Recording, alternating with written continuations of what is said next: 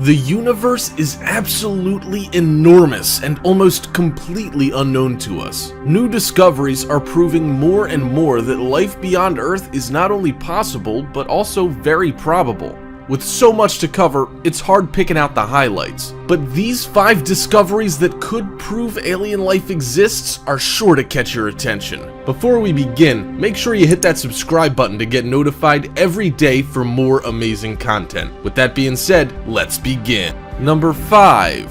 Viking Lander Results. In the 1970s, the US government sent 2 probes up to Mars in order to collect samples. They were specifically looking for what we consider to be the building blocks of life. We've discovered since then that life is a little more complicated than we previously thought. Back in those days, carbon-based life forms were the only ones we considered, with others thought impossible. Nowadays, we're not so sure, especially with the discovery of bacteria that are able to live off electrons alone, for example, which tossed our foundations right out the window. Still, the Viking landers were a big deal in their day, and they were actually able to tell us a lot about the composition of the surface on Mars, even though we never found quite what we were looking for, which was carbon-based organic molecules. They did, however, find chlorine compounds that were initially thought to be contamination from cleaning supplies. Given all the work that they put into the mission, it's hard to believe that NASA's scientists would send up a contaminated container, but not much was thought about it until much later on. A study conducted in 2008 actually found that those organic molecules were in fact included in the sample, but were actually destroyed en route back to Earth by other chemicals, probably those chlorine compounds. That was when a find picked up by the Phoenix Mars leader made them reconsider their initial results. What provoked this was the detection of a chemical that contains chlorine, called perchlorate, on the Martian surface. They figured if Mars had this chemical, proven not to be mere contamination, then it was equally plausible that this was what destroyed the Vikings' original results. After careful study, they found that perchlorate, when mixed with dirt very similar to that found on Mars, released chloromethane and dichloromethane when it came into contact with organic material, which were both present in the initial Viking samples. While this isn't proof of life, it does make the claim much more legitimate, as the evidence now suggests that organic molecules are indeed likely to be found on the Red Planet. We're waiting patiently to hear what they've been able to work out since, and are still patiently awaiting any further news from the Martian surface. Number 4. International Space Station Find. The ISS is still trucking along, helping to solve some of our more pressing questions about life in space and, more specifically, zero-G environments. It's also been accidentally collecting proof that life exists outside our planet. It seems that cosmic space dust has been collecting on the outside of the ISS's windows. After a little wipe down, scientists brought samples back that are thought to contain living creatures related to microorganisms, such as plankton or algae, which is an impressive find. Russian and UK researchers have backed this discovery up and claim that it's incontrovertible proof that alien life has been floating around in the space above us for the entirety of our planet's existence. This isn't the first time that space dust has been used to explain how life may have initially reached our planet, with samples collected on a heavy-duty weather balloon being sighted before. As you can expect, we've already covered that story, but this one takes it to new heights, so to speak. The original weather balloon experiment could potentially have been contaminated by particles in our own atmosphere, but the ISS discovery is well out of range of anything earthbound at this point, and has been for a very long time. After decades in space, we can safely assume that anything hitching a ride into space would have passed away and been shaken loose a long time ago. The initial forces needed to catapult the station out of our atmosphere are also pretty intense. As can be expected, the initial weather balloon discovery caused some hot debate in the scientific community, but this one is sure to garner more favor. The Russian space agency, Roscosmos, has been very vocal about this find, and many scientists around the world are saying that it backs up decades of their own research. The fact that this looks similar to, but is still unlike anything we've seen on Earth, is even more fuel to keep up momentum with regard to these new findings. Number 3. Freaky microbes.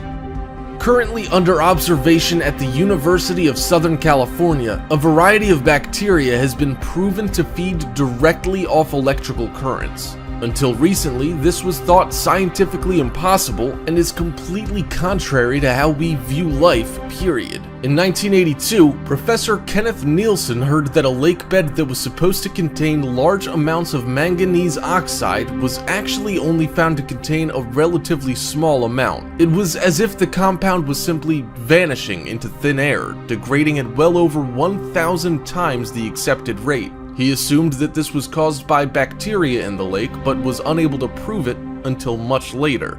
Even then, his findings weren't accepted by the greater scientific community. He wasn't deterred and kept at his research. The bacteria he found was named Shewanella, and he immediately knew it had some very important implications for science in general. The way Nielsen puts it, we receive electrons from the glucose we eat, which is then transferred to the oxygen we breathe. This transfer is essential for life and is the basis for our metabolism. For Shewanella, this process begins in much the same way. The bacteria receives electrons from carbohydrates, but the way it exhales, if you will, is revolutionary. It basically swims up to the metal oxide and uses it to breathe. Minuscule chemical wires allow the bacteria to move electricity out of their cells, making direct contact with the manganese oxide. In this way, it deposits excess electrons and drives its own metabolism. In layman's terms, these bacteria literally breathe solid substances. After further research, Nielsen found that even more bacteria were able to survive this way, which opened up an entirely new branch of scientific thought. He then found that certain bacteria were attracted to electrodes in some of his gear, and that instead of using them to breathe like the others, some bacteria were literally eating electricity and skipping the middleman. The team has identified 30 of over 1,000 different electricity-guzzling strains of bacteria, 6 of which thrive off only electrons. These natural processes, once properly understood, could catapult science into a whole new renaissance. This also suggests that life is even more complex and diverse than we once thought. If such unique processes have evolved in this earthbound bacteria, then we could potentially find life in many environments that have previously been considered far too hostile or extreme. Number 2. Kepler's recent catalog additions. Once again, we're looking to NASA for evidence that life could exist elsewhere in the universe, and they never seem to disappoint us. NASA's Kepler Space Telescope has been searching the heavens non-stop for Earth-like planets that would potentially be capable of sustaining life as we know it. Its most recent mission added a whopping 219 new planets to the total catalog of 4,034 candidates discovered so far. Of that total, there have been around 50 near-Earth-sized planets that sit in their solar system's supposed habitable or Goldilocks zone. Of those 50, 30 have already been verified as exceptionally promising environments. These numbers are pretty impressive considering the vast amount of empty space the telescope had to peer through in order to make its discoveries. This addition of new planets marks the completion of Kepler's study of the Cygnus constellation, allowing it to focus on new systems that may yield even more impressive results. This field of study takes a lot of careful calculations, making these recent discoveries a pivotal moment in the search of the skies for extraterrestrials or even a suitable place to settle off Earth one day. Furthermore, just finding an anomaly is terribly difficult, while calculating what it is exactly is infinitely more so. With such vast distances to cover, any advances in our planet-gazing tech are welcome. Kepler's catalog hopes to keep tabs on a wealth of information, including whether or not planets have a landable surface or important atmospheric oddities and gravitational conditions. This in-depth catalog is going to be incredibly important in the search for alien life, and NASA is sure they'll find proof soon enough. To add some intrigue into NASA's already impressive Kepler update, Anonymous almost simultaneously released a statement saying that NASA will be verifying that they have proof there is life outside our planet without a shadow of a doubt. Many have pointed out that Anonymous's claim is pretty far-fetched and seems to be based mostly on conjecture than actual science. If they do know something we don't, then we really hope to be pleasantly surprised soon enoug.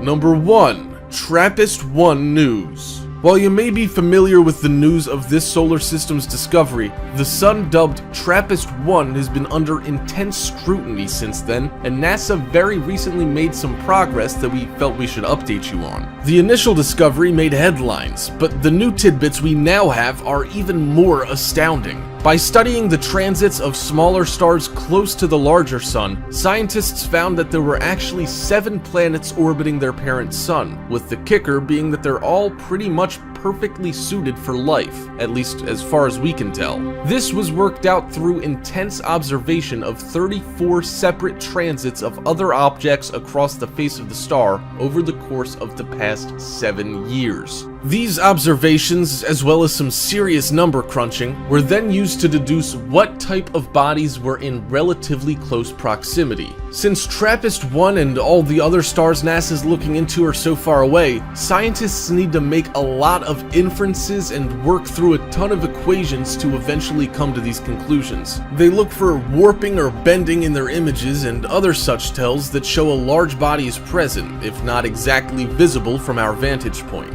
After crunching more numbers than we could ever imagine, these scientists believe that they're able to accurately estimate the types of conditions found in this cluster of planets. These were actually incredibly favorable and absolutely conductive to life. The size and composition of these planets suggests that they have large oceans covering their surfaces with temperate conditions. Again, that science is a little detailed, so we're not exactly sure what their criteria or calculations were, but we're sure NASA's got that covered. The combination of these has led NASA to believe that they're all capable of supporting life as we know it. They've been quick to assert that this doesn't mean life is necessarily there at this point, but that it would be technically possible. Additionally, since TRAPPIST-1 burns at such a slow rate, it's expected to live on for another 10 trillion years, meaning that the planets could support meaningful life for many generations to come. To put 10 trillion years into perspective, we can point out that it's 700 times longer than the universe has already been in existence by most estimates. So even if there's no life around TRAPPIST-1 now, there's every chance it'll pop up at some point. It's also good to know that there are at least 7 solid planet candidates to jet to in the future if mankind ever wants to reach for the stars. Hope you enjoyed the video, folks. If you did,